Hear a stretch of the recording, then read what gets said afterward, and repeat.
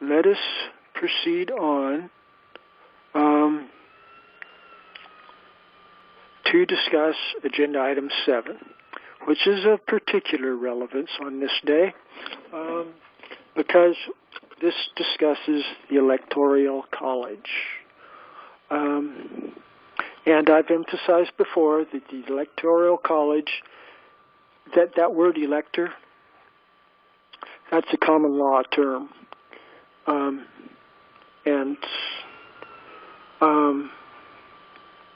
The assembly of the electors, I do believe the assembly of the electors that is, technically, the manner in which the U.S. Constitution has articulated that the President of the United States of America should be elected is dependent upon electors. Okay, and that's to the credit. That's to the credit. That's a good thing. That moves us in a direction of common law. But the manner in which they're organizing them, the manner in which the electors are constrained by the mandates in the document called the U.S. Constitution document that established a civil municipal government for our American people. It has outlined some parameters that are out of harmony with common law due process. Specifically, the bicameral, split personality, bipolar method of government with a separate House of Representatives and a separate Senate. That specific model, they're taking as the original mandate from the original Constitution document was composed and applied today, we are ending up with, I believe, 535, or with Puerto Rico and Washington, D.C., and a few other oddball ones. I think we're up at 538 electors that are the larger body of electors that are currently presumed to, interpreted to be qualified to decide who will be the President of the United States of America. But and we could work with that. That would be a decision if the model of government that we're talking about here, if this model of government were to move forward, we would probably eliminate the Senate, because the House of Representatives is, and we would eliminate the 100 electors that are necessary through the Senate to, as the Constitution mandates, and we would divide those 435 U.S. representatives by 12, and then by 12, and which would give us 432. 12 times 12 is 144, and then times 3 is 432. And that would put us right under the number of U.S. representatives that we would need, and we could gerrymander a little bit, but we would basically be preserving the U.S. House of Representatives with a minor tweak for the few other Senate representatives there. And so,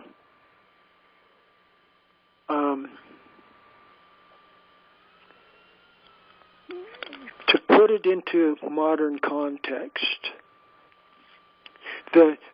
please take a step back and realize that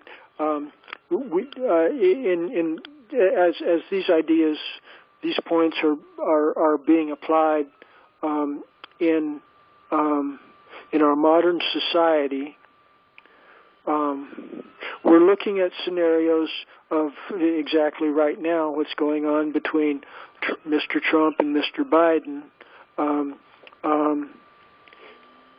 There is a similar situation that I think happened in the year 2000, where there was an election contested between George Bush and Albert Gore, and the U.S. Supreme Court stepped in and made a final decision in favor of George Bush in that case, and that is so dysfunctional with any theory of rule of law or accountability to the people. That is not an organic process, and I am apprehensive that there may be another situation looming in the contest between Mr. Biden and Mr. Trump, where it will go to the Supreme Municipal Court of the United States of America. I think chances are over 50% on that now, and thereunder, we need to be in position. Let me rephrase that. I want to do everything in my power to build a community of people that will be in position to take advantage of opportunities that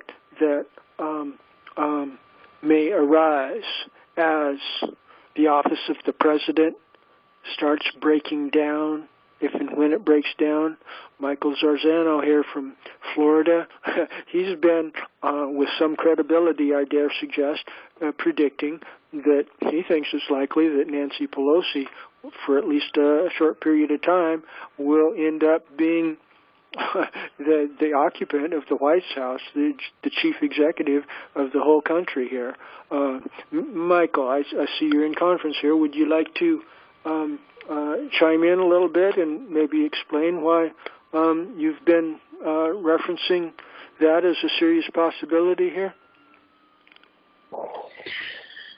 Well, it's on Tuesday night, I was on a show in Sarasota, Florida, and they asked me what I thought was going to happen in the election, and I immediately said that I felt that Pelosi would be the next president, interim, and that there's going to be a lot of trouble. And that's apparently what's happening so far.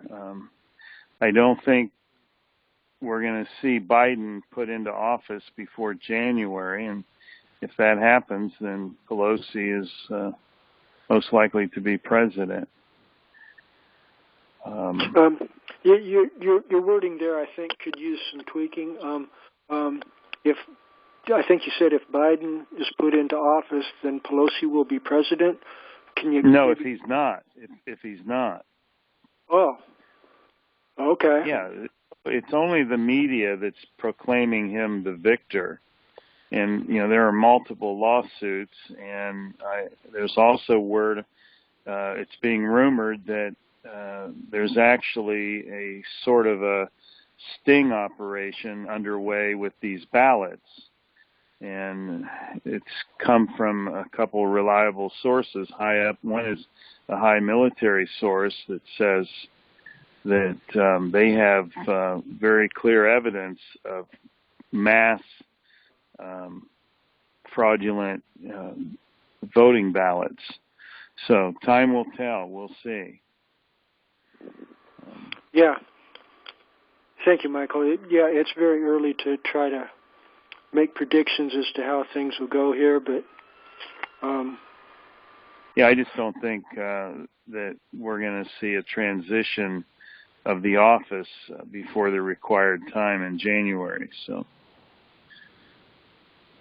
yeah. Well, I guess we'll find out soon enough. It could break a number of different ways. Mr. Trump might refuse to vacate, and even though Ms. Pelosi might be technically the optimal choice, Mr. Trump could resist both Ms. Pelosi and Mr. Biden. I don't know. I guess we shouldn't dwell too much on the current goofy situation that's been purposefully engineered to be goofy, but I did want to highlight that we're in a position. If we had $1 million dumped on us and we could start a marketing campaign and we had lots of people involved, and we can pay,